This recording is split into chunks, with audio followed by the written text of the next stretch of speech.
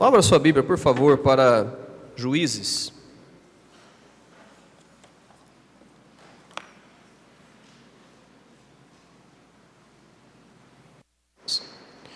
Juízes capítulo 6. Juízes capítulo 6, nós vamos ler os versículos de 11 até o versículo de número 18. Se você pudesse colocar em pé, em reverência à palavra de Deus. Juízes capítulo 6. Se você tem a Bíblia Trinitariana, está na página 293. Às vezes faz-se necessário falar a página, não é? Facilita muito. Juízes capítulo 6, versos 11 a 18. O que nós vamos falar hoje é sobre quando Deus nos pede para realizarmos a obra. Quando Deus nos pede para realizarmos a obra. A palavra de Deus diz assim: Então o anjo do Senhor veio e assentou-se debaixo do carvalho que está em Ofra, que pertencia a Joás, a Abiesrita, e Gideão, seu filho, estava malhando trigo no lagar, para o salvar dos midianitas.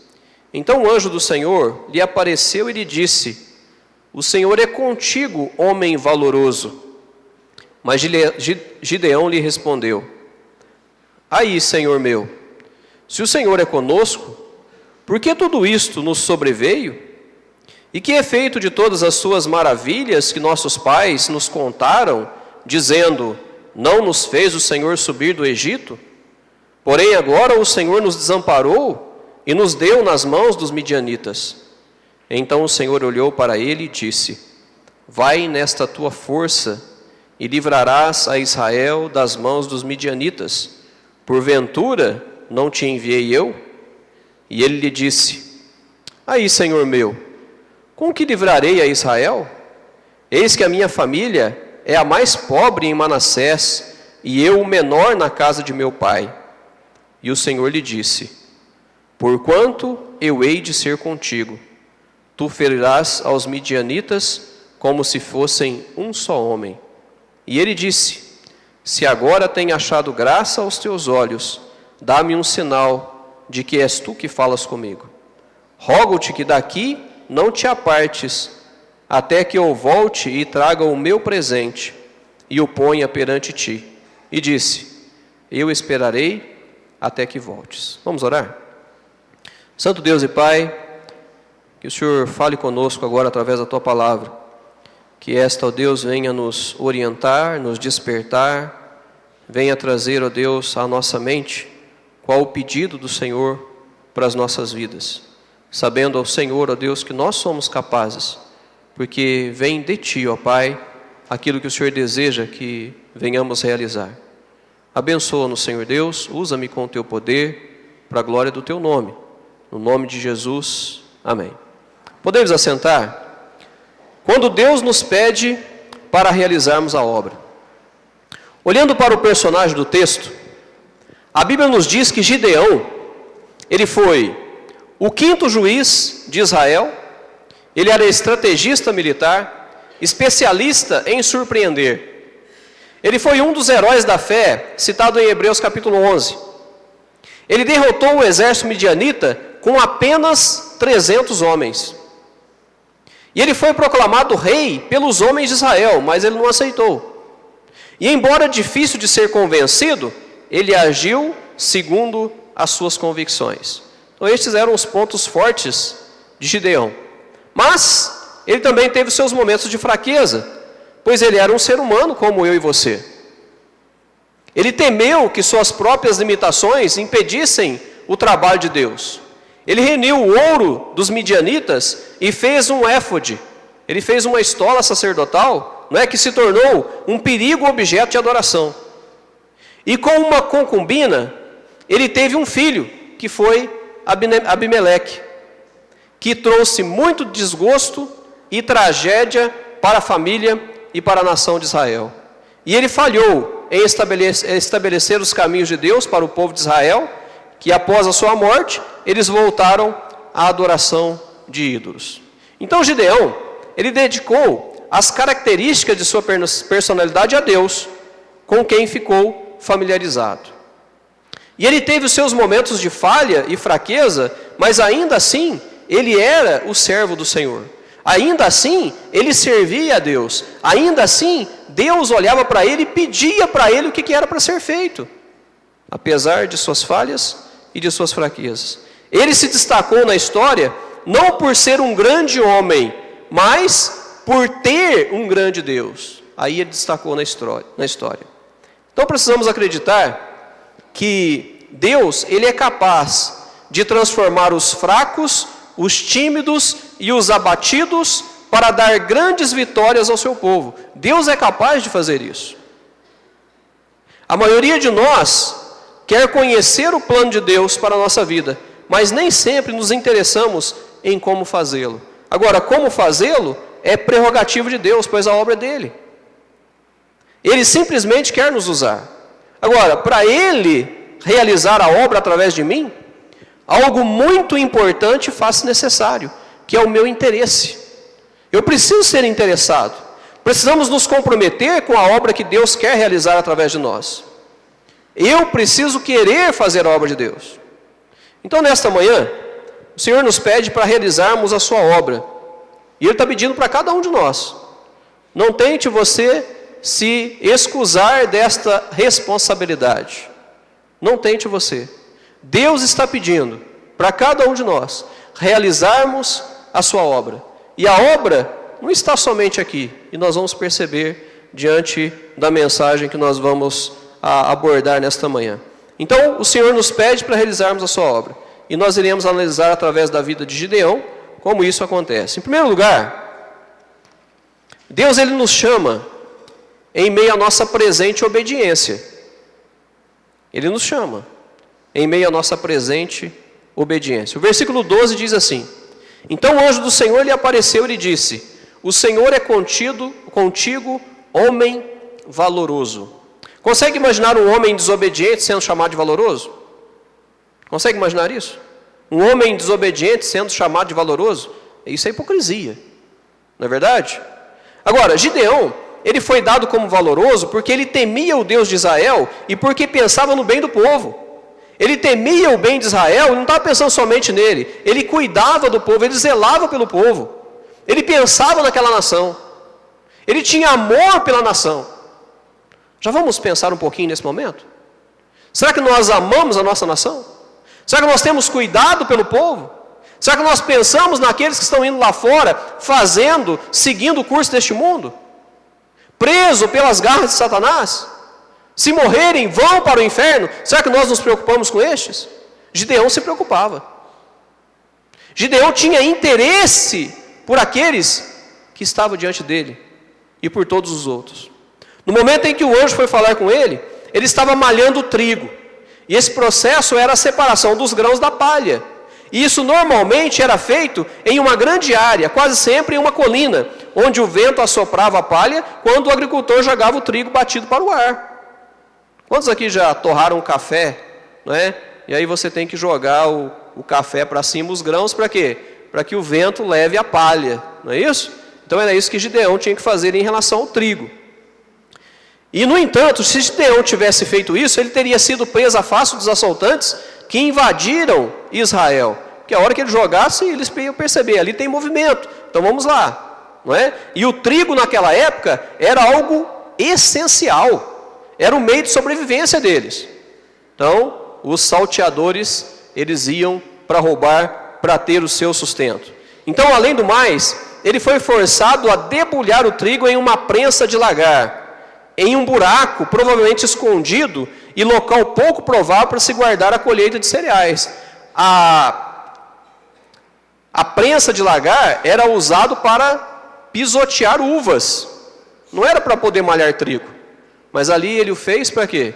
Para que ele pudesse proteger aquele alimento dos assaltantes dos midianitas.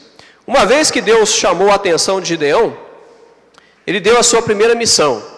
A primeira missão que Deus deu para Gideão foi destruir os ídolos do próprio pai e fazer um altar ao Senhor no mesmo lugar, que está lá no capítulo 6, versículos 25 e 26, que você pode acompanhar comigo aí. E aconteceu naquela mesma noite que o Senhor lhe disse: toma o boi que pertence a teu pai, a saber, o segundo boi de 7 anos, e derruba o altar de Baal, que é de teu pai, e corta o bosque que está ao pé dele, e edifica ao Senhor teu Deus um altar no cume deste lugar, forte, num lugar conveniente, e toma o segundo boi, e o oferecerás em holocausto com a lenha que cortares do bosque.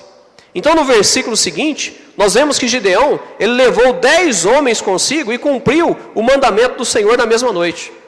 Os vizinhos ali que perceberam aquela ação, eles ficaram irados. Mas o pai de Gideão, ele entendeu o significado do seu ato e o defendeu. Então Deus levou Gideão a contemplar os erros que estavam acontecendo dentro da sua própria casa. Então a nossa missão, como a de Gideão, começa dentro da nossa casa. Às vezes nós pensamos, Deus está me chamando para fazer a obra. Só que nós não estamos percebendo que o primeiro local que Deus quer fazer a obra é dentro da nossa casa. E Deus quer me usar e quer te usar para fazer esta obra dentro da sua casa. Então não adianta vislumbrarmos fazer grandes coisas para Deus se não estamos nos importando com o nosso lar. Deus, Ele deseja usar a minha e a sua vida na restauração do nosso lar primeiro. É isso que Deus deseja. Tanto no Velho como no Novo Testamento, Deus destaca as nossas responsabilidades em relação à própria família. E para a garantia do nosso bom êxito, o Senhor deseja que o obedeçamos. Então nós precisamos pensar que Deus nos chama em meio à nossa presente obediência. Se nós não estamos obedecendo para com os princípios bíblicos, então nós não conseguimos ter bom êxito dentro da nossa casa. E eu vou ler alguns versículos agora que você está cansado de saber. Mas só que a questão de estar cansado de saber não quer dizer que está funcionando. O principal é ouvir e obedecer. E dentro do ouvir e obedecer, então nós recebemos das bênçãos de Deus. Porque a instrução está sendo sugada e a instrução está sendo colocada em prática. Logo, os resultados virão. Então vamos pensar o que precisa acontecer dentro da nossa casa? Filhos devem obedecer e honrar aos pais. Você já sabia, já tinha ouvido a respeito disso? Eu tenho certeza que sim. Filhos devem obedecer e honrar aos pais. Então vocês, filhos, nós como filhos, precisamos fazer a grande obra dentro da nossa casa, honrando e obedecendo aos nossos pais. Êxodo capítulo 20, versículo 12, diz assim: honra teu pai e a tua mãe, para que se prolongue os teus dias na terra que o Senhor teu Deus te dá. Depois nós temos também em Deuteronômio capítulo 5, versículo 16.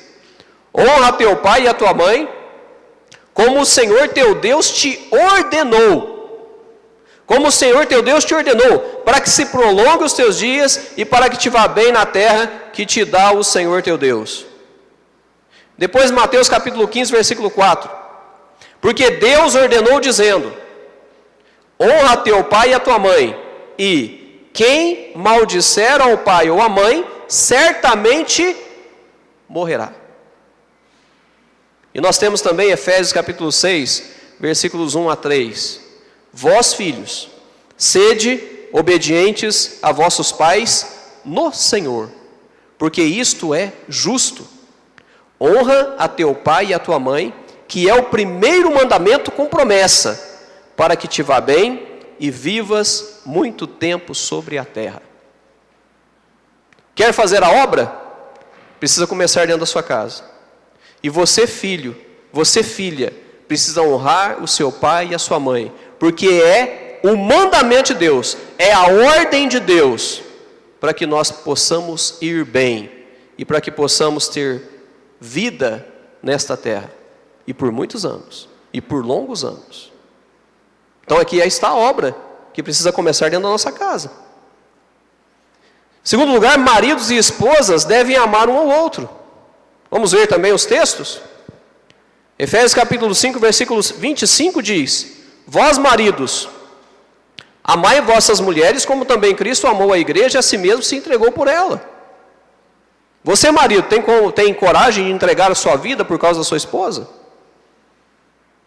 Você daria a sua vida por causa da vida da sua esposa? A palavra de Deus está me dizendo que eu preciso fazer isso. 1 Pedro 3,7 diz: Igualmente vós, maridos, coabitai com elas com entendimento, dando honra à mulher como vaso mais fraco, como sendo vós os seus cordeiros da graça da vida, para que não sejam impedidas as vossas orações. Tem maridos que estão orando, Senhor me abençoe, Senhor me ajude, Senhor me prospere, mas está odiando a esposa. Como que vai conseguir vitória dessa forma? Não está realizando a obra que Deus está pedindo dentro de casa, amar a sua esposa, considerando ela como o vaso mais frágil.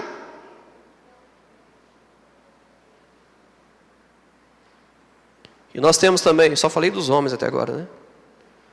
Tito capítulo 2, versículo 4 e 5, diz assim: para que ensinem as mulheres novas a serem prudentes, a amarem seus maridos, a amarem seus filhos, a serem moderadas, castas, boas donas de casa, sujeitas a seus maridos, a fim de que a palavra de Deus não seja blasfemada. Então esse versículo é completo para as mulheres. Só preciso dele para falar com as mulheres. Se eu for para Efésios, lá fala primeiramente das mulheres. Se eu for para 1 Pedro, lá fala primeiramente das mulheres. Mas esse versículo é completo. Tito, capítulo 2, versículo 4 e 5. O que nós precisamos fazer? Precisamos obedecer. E aí nós vamos ter um lar realmente estruturado. Um lar edificado. Um lar que agrada o coração de Deus. E se agrada o coração de Deus, pode ter certeza absoluta que vai ser uma bênção. Então nós falamos dos filhos, nós falamos do marido e da esposa, e agora os pais, eles devem instruir os filhos, criando-os na disciplina e admoestação do Senhor.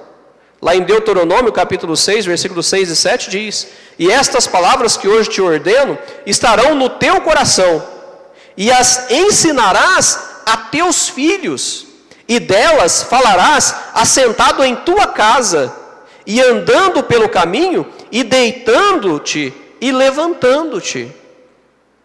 Aquilo que nós estamos recebendo como instrução, eu preciso passar para os meus filhos.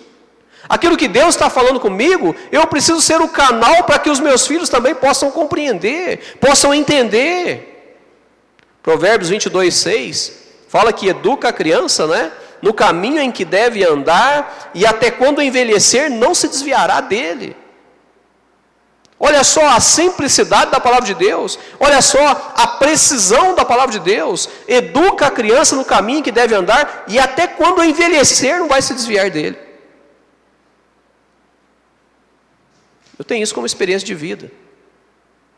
Os meus pais, dentro da religião deles, dentro da doutrina deles, dentro da crença deles, eles nos ensinaram: tema a Deus, ame a Deus, não deixe os caminhos de Deus. Essa era a instrução do meu pai e da minha mãe, de uma forma muito simples, sem conhecimento, sem estudo, de uma forma simples. Eles falavam: tema a Deus, ame a Deus, ande nos caminhos de Deus. Isso ficou na minha mente. E eu agradeço eles, porque eles fizeram isso. O pouco que eles semearam, cultivou, e tem produzido frutos para a glória de Deus.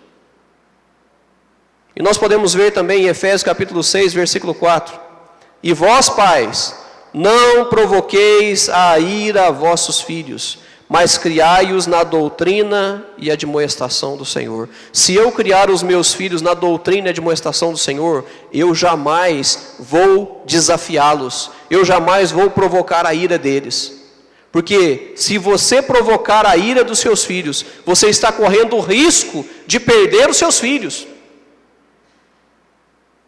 Hoje eu estava estudando com os jovens, lá em Tiago, capítulo 3, falando a respeito da sabedoria moderada. A sabedoria moderada. Aí uma jovem, ela deu o exemplo. Olha, a sabedoria moderada é a educação que os filhos estão recebendo, que precisa ser moderada. Se nós espremermos demais, vai sair pelos dedos. Se nós liberarmos demais, vai tomar um rumo ignorado. Um rumo que não agrada a Deus e que não vai edificar suas vidas. Então precisamos ser moderados. Nós precisamos ter eles do nosso lado, sendo que nós somos responsáveis por eles diante de Deus. E nós precisamos ter discernimento e sabedoria para saber o que estão fazendo, se realmente agrada a Deus, e se eles estão sujeitos a nós. Porque se não estão sujeitos a nós, eles não estão agradando a Deus, logo eles não vão ser abençoados, eles não vão ser prósperos. Então, irmãos, a responsabilidade é minha e é sua diante dos nossos filhos. Eles precisam seguir o nosso rumo, desde que o nosso rumo esteja dentro da vontade de Deus. Eles precisam. Irmãos, eu acredito que Deus deseja realizar uma grande obra dentro da nossa casa, e quer usar a mim e a você para este fim. Ele deseja, e Ele quer usar a mim e a você, mas nós precisamos nos atentar para o que o livro está dizendo, para o que a palavra está dizendo, para o que Deus está dizendo. Então, atentando para os conselhos da palavra de Deus e obedecendo na prática, nós contemplaremos a vitória que virá do próprio Deus sobre cada um de nós. E o nosso alvo como servo de Deus deverá ser de influenciar a nossa família a servir ao Senhor, como Josué fez. Lá em Josué capítulo 24, versículo 15. Porém, se vos parece mal aos vossos olhos servir ao Senhor, escolhei hoje a quem servais. Se aos deuses a quem serviram vossos pais, que estavam além do rio, ou aos deuses dos amorreus, em cuja terra habitais. Porém, eu e a minha casa serviremos a quem? Serviremos ao Senhor. Porém, eu e a minha casa serviremos ao Senhor. Em obediência a Deus, a vida passa a ser prazerosa e a paz será real, onde estivermos, pois seremos promovedores de paz. E como a palavra de Deus diz em 1 Samuel 15, 22, porém Samuel disse: tem porventura o Senhor tanto prazer em holocaustos e sacrifícios, como em que... Espera acho que eu estou aqui na página errada. Estou não. Exatamente. 1 Samuel 15, 22 diz: porém Samuel disse: tem porventura o Senhor tanto prazer em holocaustos e sacrifícios, como em que se obedeça a palavra do Senhor? Eis que o obedecer é melhor do que o sacrificar. Então vamos obedecer e nós vamos conseguir tirar proveitos para o nosso bem. E Deus será glorificado. Então, através da obediência, nós evitaremos muitos sacrifícios. Gideão, ele obedeceu. Façamos o mesmo. Tem pessoas que só conseguem pegar o ponto fraco de Gideão, mas vamos pegar os pontos fortes. Gideão obedeceu, então nós precisamos fazer o mesmo. Em segundo lugar, outra lição que nós aprendemos através da vida de Gideão é que Deus expande as habilidades que Ele mesmo colocou em nós. Deus expande as habilidades que Ele mesmo colocou em nós. O versículo 14 diz assim: então o Senhor olhou para ele e disse: vai nesta tua força e livrarás a Israel das mãos dos midianitas. Porventura não te enviei eu? Então chegou o dia da grande batalha, lá em Juízes capítulo 7. Gideão, ele conduziu o seu exército de 32 mil israelitas para o campo de conflito contra 135 mil midianitas. Então a sua desvantagem militar era de 4 por 1. Cada soldado dele tinha que combater 4 midianitas. Aí, só que Deus, Ele não deixou Gideão entrar nessa batalha com este número de soldados. Ele aumentou? Não, ele diminuiu. Deus foi lá, em 2 etapas, Ele diminuiu a força militar de Israel. Primeiro, 22 mil voltaram para casa. E os midianitas, então, ficaram com uma vantagem de 13,5 contra 1. Na segunda etapa, Deus mandou embora mais 9.700 israelitas, deixando Gideão com apenas 300 soldados. Para vencer o inimigo, cada soldado israelita teria que vencer 450 homens inimigos. Aos olhos humanos, isso parece impossível, não é? Isso parece impossível, parece coisa de filme. No filme é possível, mas na vida real parece impossível. Deus, na sua perfeita sabedoria, Ele tinha um propósito bem definido nesta redução das forças militares de Israel. Ele mandou o seu exército à batalha com uma desvantagem tão grande que ninguém poderia dizer: a minha mão me livrou, como diz lá em Juízes capítulo 7, versículo 2. Ninguém podia dizer isso. Através das minhas forças nós conseguimos vitória. Através da quantidade de homens que nós temos, nós conseguimos vitórias. Não. Através da vitória, eles só podiam olhar para Deus e falar: Senhor, somente através do Senhor é que nós conseguimos. Cada homem ter que vencer 450 homens. Então, usando uma estratégia que não fez nenhum sentido em termos militares, a pequena banda de israelitas, não é? Com as suas buzinas, eles conseguiram vencer o exército dos midianitas. E até hoje, muitas pessoas não aprenderam essa lição. Eles confiam em números, achando que grandes multidões são evidência da aprovação de Deus. Tem pessoas que têm esse sistema, esse meio de pensamento. Onde tem muita gente, Deus está lá.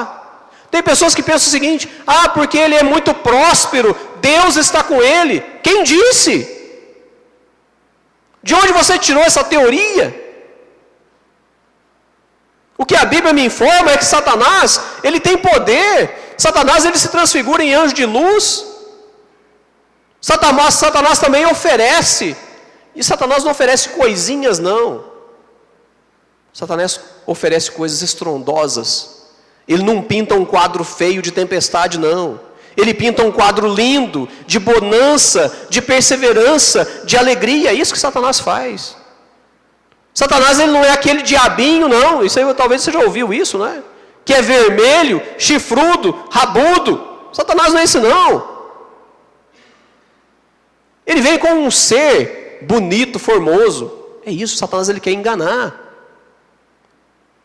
Grandes multidões não quer dizer que Deus está lá. Grandes multidões não quer dizer que Deus está sendo adorado da maneira certa. Onde existem grandes multidões, não quer dizer que Deus está sendo refletido através da verdade.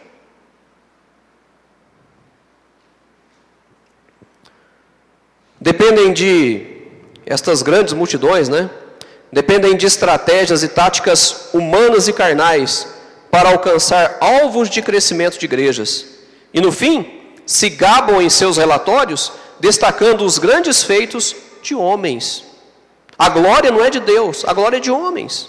Ensinando mensagens diluídas que parecem mais relevantes aos seus ouvidos carnais do que a mensagem da cruz.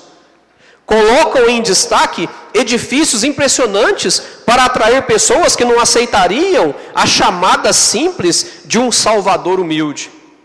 Irmãos, quando Deus nos chama para realizar a sua obra, Ele já sabe onde e como pode nos usar. Ele sabe da minha e da sua capacidade, pois foi Ele quem nos deu. Ele é quem vai expandir estas habilidades. Mas uma coisa faz-se necessário da nossa parte, que é a nossa disposição. Eu quero que Deus venha me abençoar, eu quero que Deus expanda as minhas habilidades, então eu preciso estar à disposição. Eu preciso me colocar como aquele que é ativo.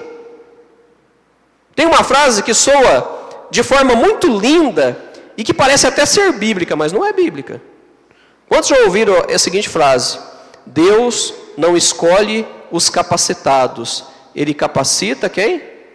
Os escolhidos. Você já ouviu essa frase? É tão linda essa frase, né? Ela parece ser bíblica. Já tem pessoas que já perguntou, aonde está essa passagem na Bíblia? Não existe. Essa passagem não é bíblica. E aí sabe o que acontece? Diante desta frase, acaba por expressar que ninguém precisa se preparar melhor para fazer a obra de Deus. E precisa sim. Ah não, Deus ele vai me capacitar. Se Deus está me chamando, eu tenho que ir, Deus vai me capacitar. Sim, nós temos que ir. Só que nós temos que querer fazer de uma forma correta. E nós precisamos desejar fazer o nosso melhor. Para isso, eu preciso me preparar. Eu preciso fazer por onde? E quando começamos a nos preparar, o Senhor vem e começa a nos aperfeiçoar. É isso que Deus faz comigo e com você. Quando eu me interesso, quando eu pego as minhas habilidades e coloco na presença de Deus, Ele começa a aperfeiçoar as minhas habilidades. A frase que eu citei acima, ela está sendo interpretada desta forma porque não a escreveram por completo. Sabe que alguém sabe qual que é a frase completa dessa expressão aqui? Alguém sabe? Ninguém sabe? Legal. Olha só. A frase completa, o certo é o seguinte: Deus não escolhe os capacitados, capacita os escolhidos.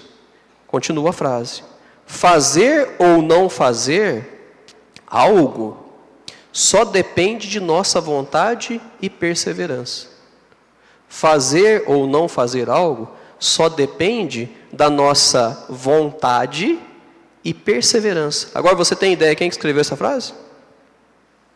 Albert Einstein. Albert Einstein.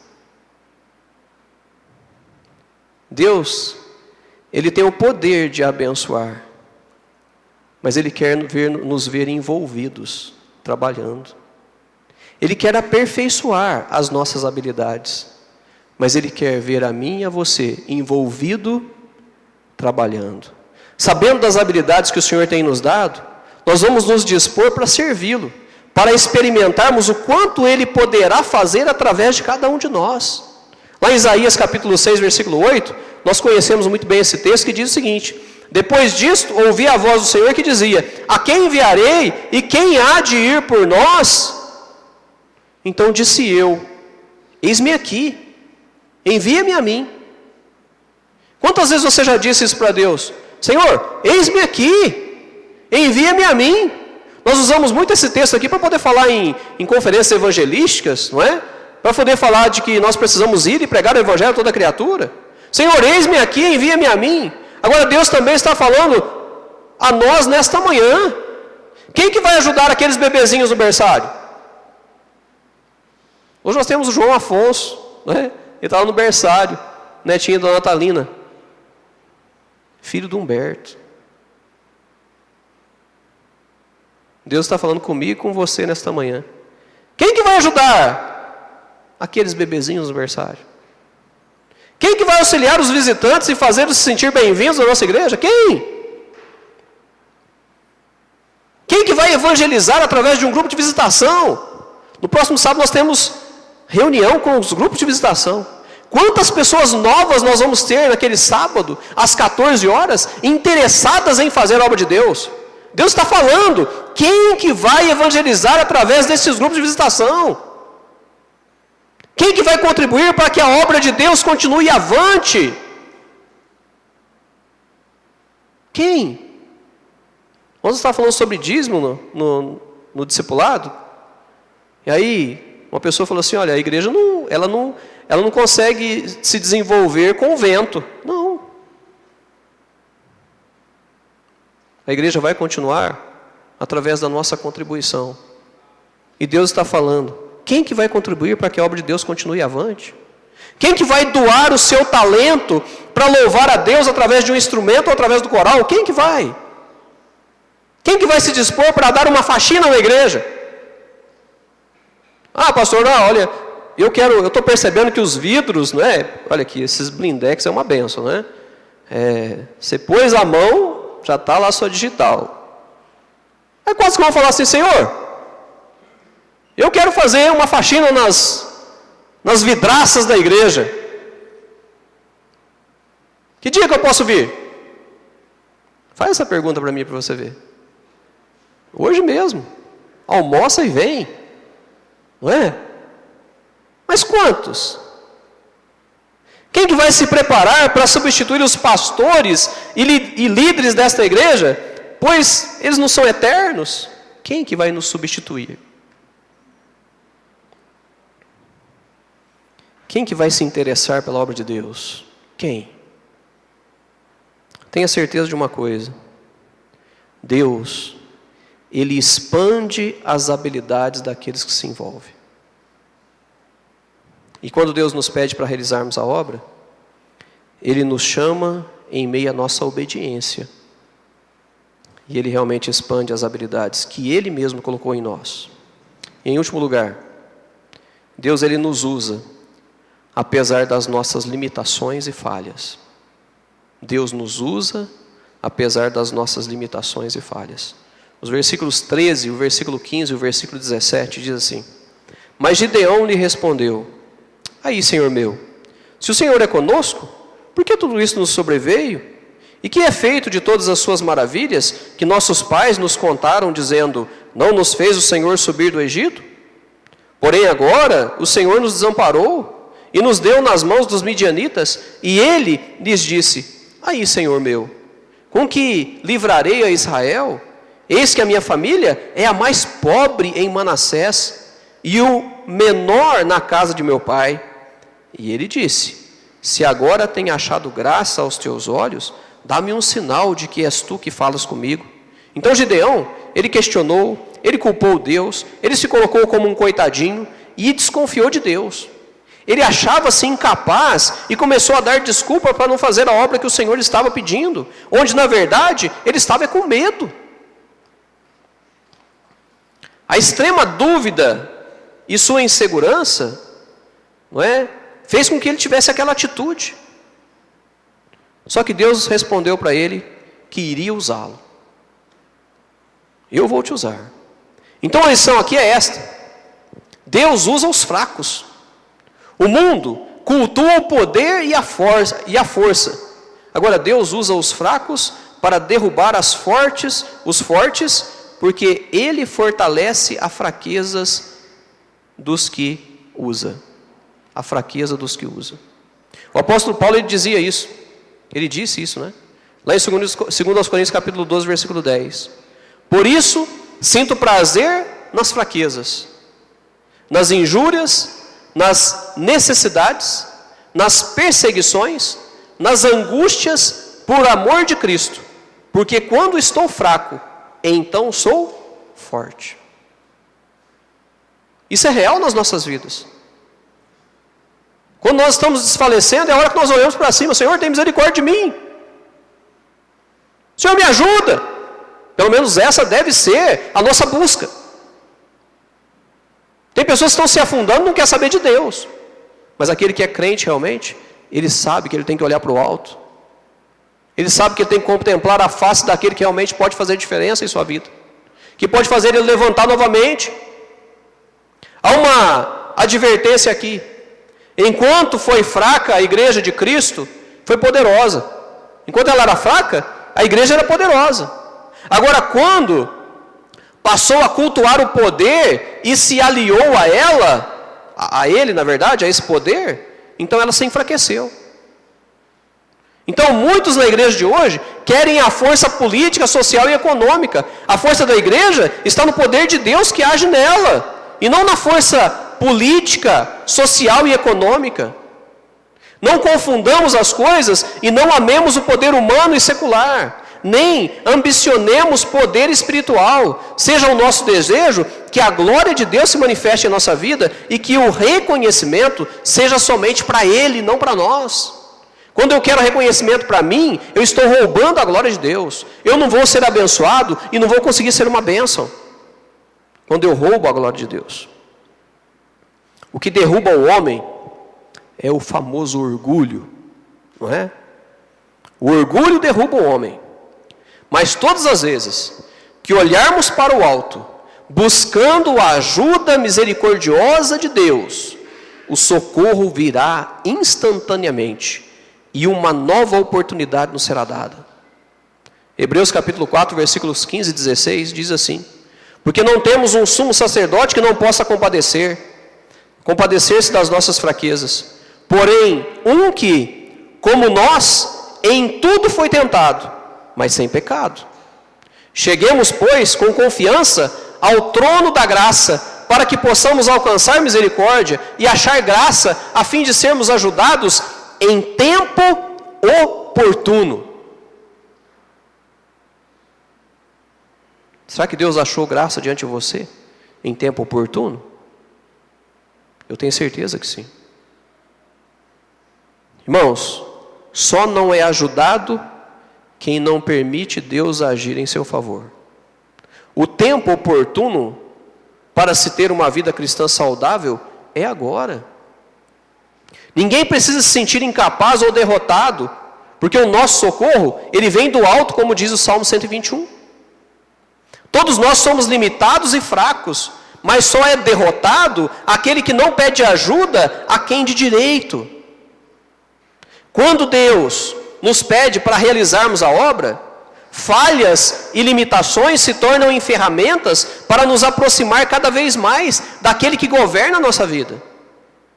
Depois que o exército de Gideão venceu os midianitas, os homens de Israel, eles pediram que ele fosse o governador sobre eles. E então ele respondeu a eles da seguinte forma: sobre vós eu não dominarei, nem tampouco meu filho sobre vós dominará.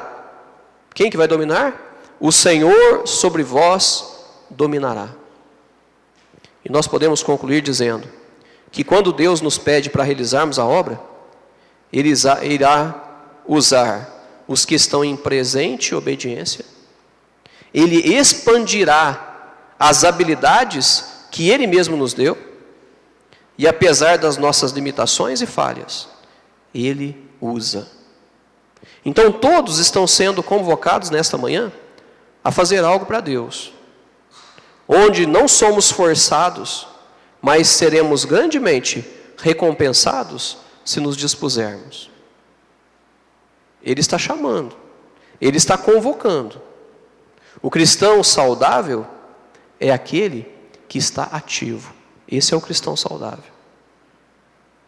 E se nós queremos seguir o exemplo de Gideão, nós precisamos olhar para os pontos fortes dele. Ele estava trabalhando. Ele estava com a intenção de ajudar um povo, de sustentar um povo, de livrar um povo.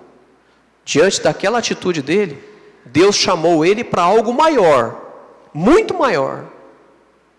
E diante daquele algo maior, ele se sentiu incapaz. Mas Deus falou para ele: você tem potencial. Vai na tua força e eu vou te ajudar. Deus sabia das suas habilidades. E Deus falou para ele: vai na tua força, eu vou expandir essas tuas habilidades. Vai na tua força, eu estou contigo. Irmãos, o Deus de Gideão é o meu e o seu Deus. E Ele está pedindo para mim e para você: vai na tua força. A habilidade que eu tenho te dado, usa para a glória de Deus.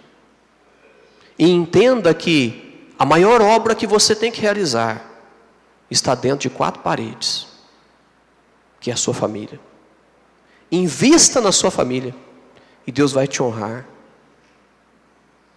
Eu estava conversando com um casal ontem e eles falaram que o maior presente que eles têm, a maior bênção que eles têm são seus filhos, todos envolvidos na obra de Deus. Essa é a maior recompensa que nós temos. Invista na sua família.